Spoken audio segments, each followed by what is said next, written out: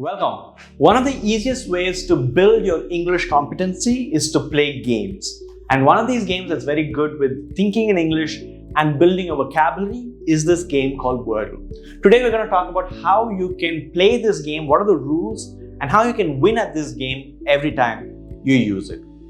Hi, I'm Ajit from Capshine. Capshine is a revolutionary learning together English fluency program. With Capshine, learning English is easy, quick, fun, affordable, and effective. And we promise a whole new you in 6 months or less. So, what is Wordle? Well, this is a new game that has come up, or rather, it is a game that has become quite popular these days among people who like playing word games. But it is very useful even for people who want to learn English and become better in their vocabulary and usage. Wordle is a 5-letter word guessing game. So you have 6 guesses to do this, and you have to guess with 5-letter words each time. It consists of 6 attempts. Hints are to be understood along the way with changes in color of the blanks, and I'll explain what each of these mean as we go forward. So here are some of the rules.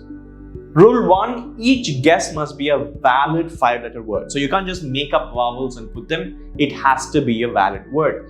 After each guess, the color of the tile will change to show how close you are with each of the letter and the word itself. The goal is to guess the answer using these hints. When the correct answer is guessed, all letters are highlighted in green. So we will see how this works with some example. When you begin the game, you start with 5 blank boxes. You fill in your first guess and press enter to begin. So depending on how close you are or how accurate each letter placement is, you will get some feedback. So this is what you will see at the beginning. You have 6 tries and you have to guess with 5-letter words. So let's say you say B-L-A-N-K, right? That's the word you guess.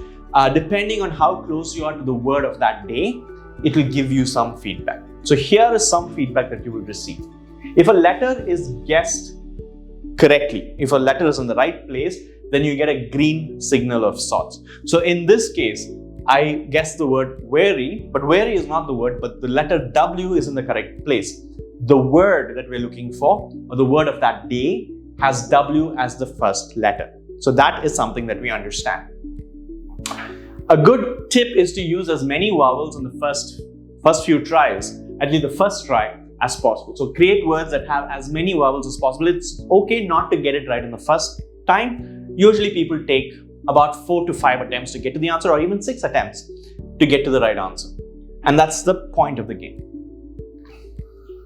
If a letter is guessed in the word, let's say, the letter I is in the word, but it's not here. In the actual word, the letter is not placed here, but probably here, or here, then you will get a yellow feedback, which shows that, this letter is there in the word of the day, but it's not in the correct position. So maybe if this word were quill, Q-U-I-L-L, then I should be here, not there. So this gives you feedback saying I is the correct letter in this word, but it's not placed in the correct position.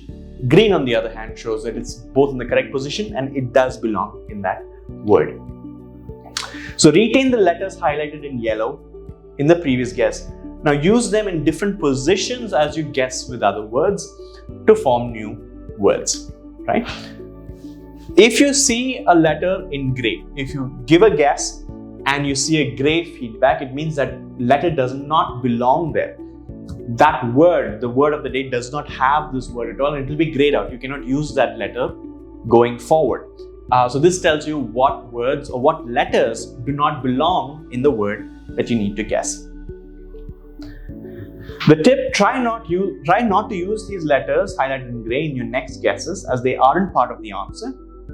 And you may be losing precious changes in finding the right answer words if you do. So try to curtail yourself or limit yourself to the yellows, greens, and words that you haven't used before. And that's how you narrow down to the correct word. Before we move on to a few more strategies about this game, a quick word about free trial with Capshine. With this, you get access to live classes, you get speaking opportunities, you get to learn and practice as a group. You have a personal coach who gives you customized feedback and a fluency tracker. And also daily micro lessons that helps you build on your core skills develop your skills and practice and become a more fluent user of the language. There are, of course, a lot of games as well that you get access to that can help you build your competency. Let's continue our discussion. So here's what a few tries might look like. So you guess the word crane.